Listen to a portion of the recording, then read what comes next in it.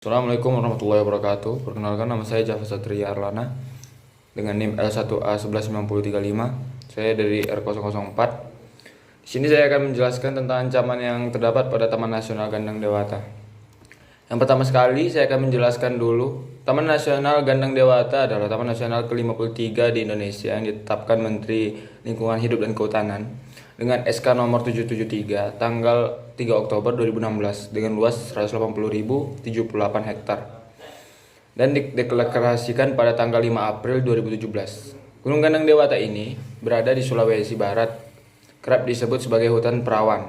Ketinggiannya yang mencapai 3.307 meter di atas permukaan laut, disertai medan terial menjadikan hutan gunung ini masih sulit terjangkau oleh orang awam. Secara administratif, lokasi kawasan Taman Nasional Gandang Dewata berada di antara 4 kabupaten, yaitu Kabupaten Mamasa, Mamuju, Mamuju Tengah, dan Mamuju Utara. Kawasan Taman Nasional ini berada di Gunung Gandang Dewata yang merupakan gunung tertinggi kedua dari gugusan pegunungan Quarles, sekaligus gugusan gunung batu dengan tipe hutan tropis, mulai dari bagian tengah Sulawesi menuju barat, tenggara, dan selatan. Saya di sini akan menjelaskan dulu mitos dan sejarah Taman Nasional Gandang Dewata. Mitosnya itu yang pertama beredar adalah jika terdengar suara gendang yang berbunyi dari puncak gunung, maka hal tersebut menandakan orang yang berada di atas gunung ada yang meninggal atau hilang. Suara gendang yang terdengar dari puncak gunung sebenarnya berasal dari batu bongkahan yang mempunyai bentuk seperti gendang. Batu inilah yang diyakini ikut mengeluarkan gema ketika masyarakat di Mamasa menabuh gendang pada saat proses ritual kematian sedang berlangsung. Masyarakat sekitar yakin dan percaya bahwa suara gema itu dari pucuk gunung merupakan suara yang didatangkan oleh dewa. Hal ini juga yang menjadi cikal bakal mengapa kawasan ini diberi nama Gandang Dewata.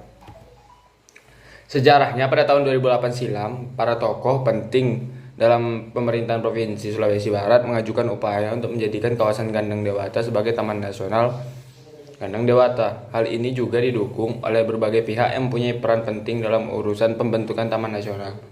Beberapa pihak yang turut andil memberikan komitmen yaitu Gubernur Sulawesi Barat, Bupati dari 2 kabupaten sekitar kawasan Gandang Dewata, yaitu Bupati Kabupaten Mamasa dan Bupati Kabupaten Mamuju, Dinas Kehutanan Sulawesi Barat, lembaga MCA dan LIPI, serta dukungan dari masyarakat setempat.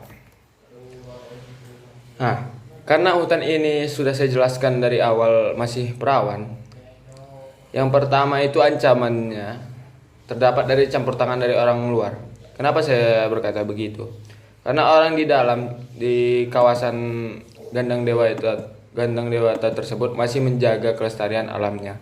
Mereka tidak mungkin merusak hutan hanya untuk kepentingan mereka sendiri. Mereka mencari kebutuhan hidup mereka pada gunung tersebut.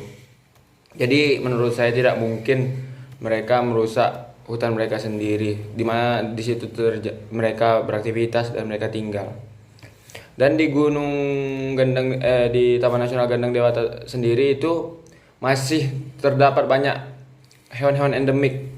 Di Gandang Dewata masih terdapat hewan endemik seperti burung alap-alap dan beberapa spesies lainnya. Jadi di sana itu masih ada hewan endemik dan hewan tidak endemik yang tidak terjamah oleh manusia luar, sehingga mereka dapat hidup dengan baik pada ekosistem Taman Nasional tersebut. Dan di sana masih menjadi objek bagi para pecinta alam untuk dikunjungi. Itulah yang kita dapat dari poin kedua yang saya jelaskan ini, ancamannya ketidakpekaan manusia dalam menjaga alam.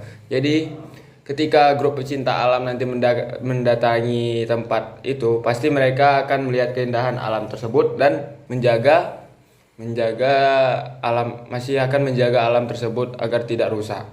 Sedangkan kalau misalnya nanti itu sudah dibuka oleh umum, pasti ada, walaupun tidak banyak, pasti ada manusia yang tidak memiliki tanggung jawab untuk menjaga alam tersebut, sehingga mereka membuang sampah sembarangan, tidak menjaga kebersihan pada lingkungan tersebut. Sedangkan di sana itu masih sangat perawan hutannya. Jadi tidak bisa sembarangan lah untuk melakukan kegiatan-kegiatan di sana. Sekian ancaman yang dapat saya sampaikan. Mohon maaf bila banyak kekurangan. Wabillahi taufiq wal hidayah. Wal inayah. Assalamualaikum warahmatullahi wabarakatuh.